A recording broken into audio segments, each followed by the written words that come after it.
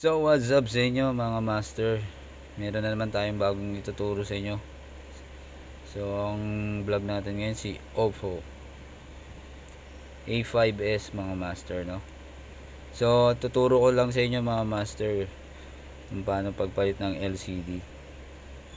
So ito mga master, natatawagan naman siya, nagre-ring pero blanco yung screen, no? Pag chinarge nyo siya, nagbabibrate lang si Oppo A5s.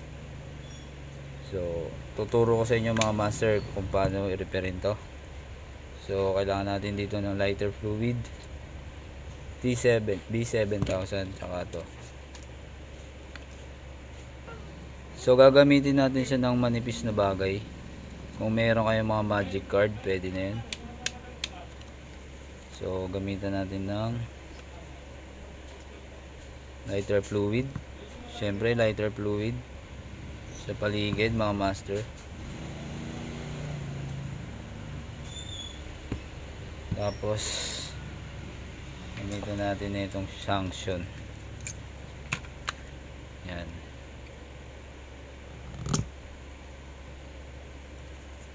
So habang inaangat niya siya, yan.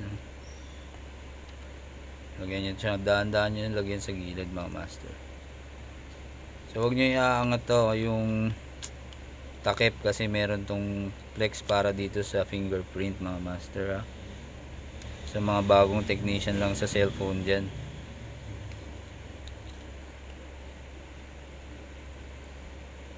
Yan.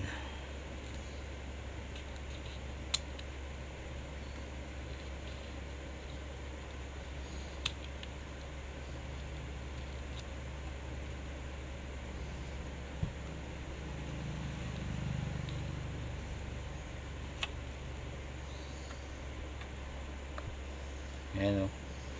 Siyempre dahan-dahan nyo iangat yan mga master.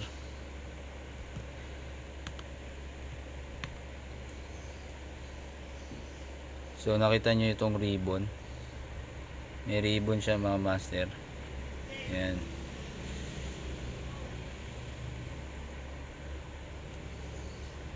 So, tanggalin muna natin siya.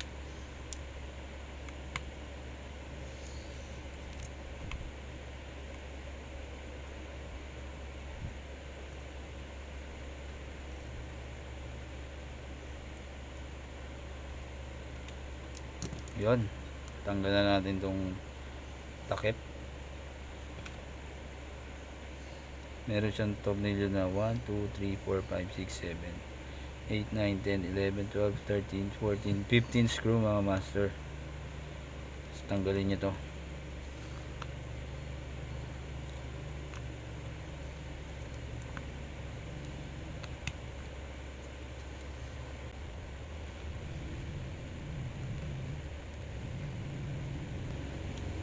Dali lang pagpalit na itong Oppo, no? Basta sundan nyo lang itong buong tutorial na to mga master. Yan, tsaka sa mga bago kong subscriber dyan, salamat ng marami sa inyo dyan. Tsaka doon sa hindi pa nagsusubscribe kay master yan, subscribe nyo na si master. Kung may mga tanong sa akin, Facebook page ko lang mga master, katulad sa YouTube ko rin.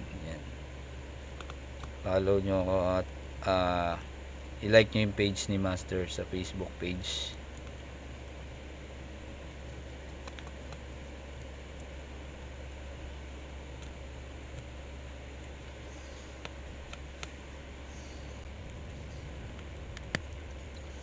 So itong Oppo na to, issue nito, no, nabagsak lang siya ng may-ari.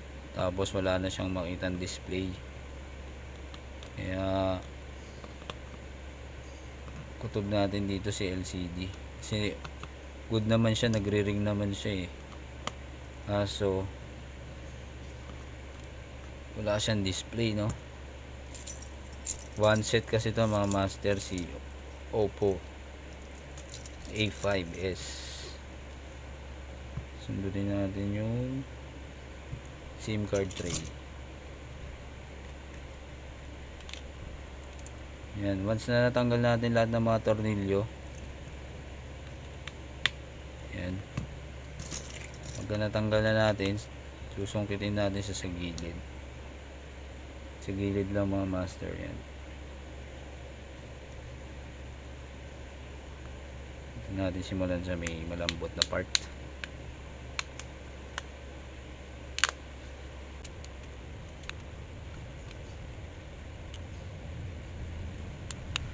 Yun.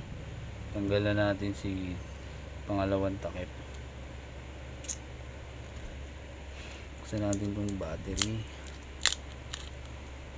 Tanggalin muna natin itong mga connection.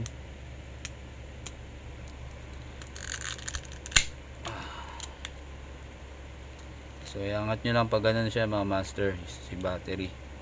So ito yung LCD. Dito natin siya iangat. Yan. Pwede na rin natin itong tanggalin.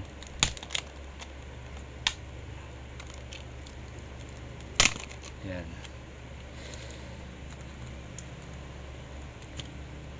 So ito na siya si LCD. Yun. Tanggalan natin si LCD.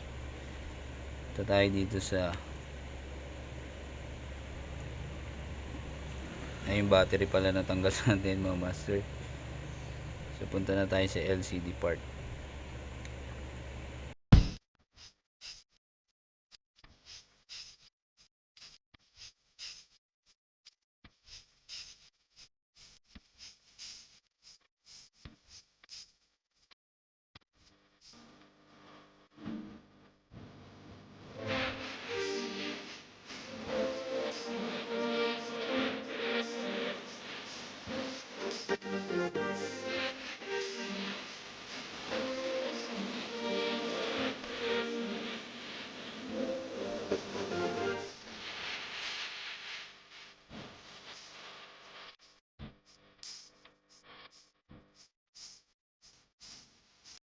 A few moments later.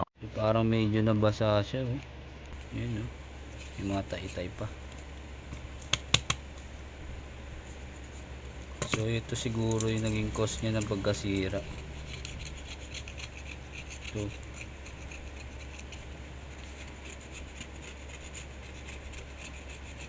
May mga namuti sa kanya sa gilid. Mga nabasa ito.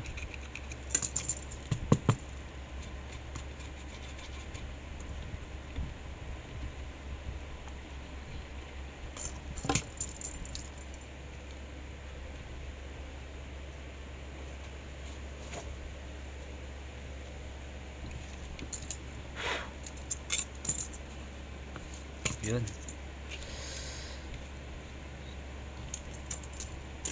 Kakabit na natin yung luma mga master, no?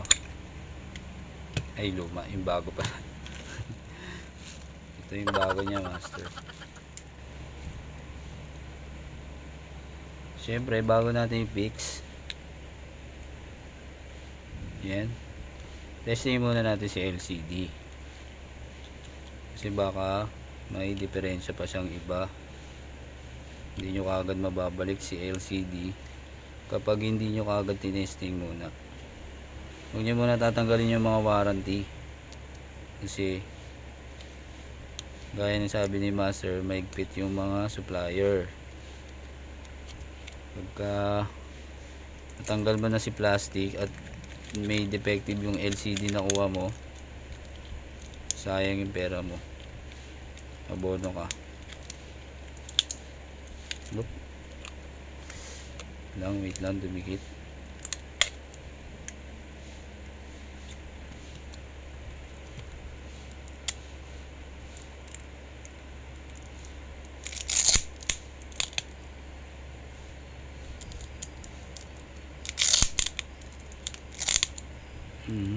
Masyado madikit to.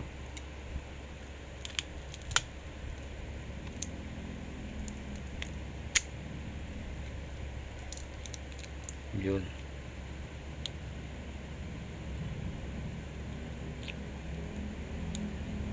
Testing muna natin si LCD kung LCD lang ba talaga tama niya.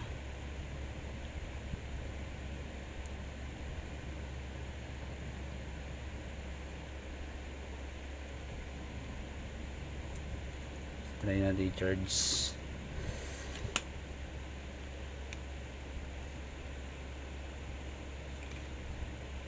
Yun.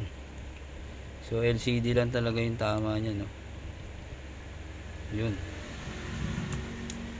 So ipipix ko na lang siya mga master, no. Kung paano ko siya tinanggal, ganun na rin nyo ikakabit siya mga master, ha. So ganun lang kadali mga master, yung pagpalit ng LCD, no.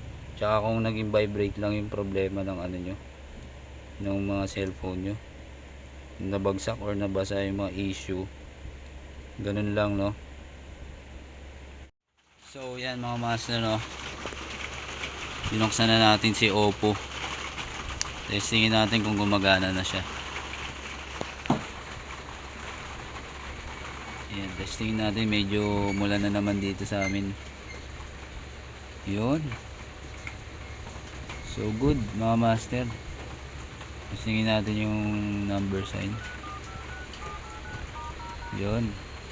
So okay na siya mga master, no. Tanging LCD lang yung nadamay sa kanya, yung nabasa siya. So ito yung pinagpalitan natin, no. May bahid siya ng ano, basa pa sa gilid. So kaya pala ayaw mag-display, no. So kung nagustuhan mo itong ginawa natin master, comment down below ka lang dyan para sa mga technician ng mga cellphone, at mag-subscribe ka rin kay master. Salamat sa inyong lahat mga master. Peace out.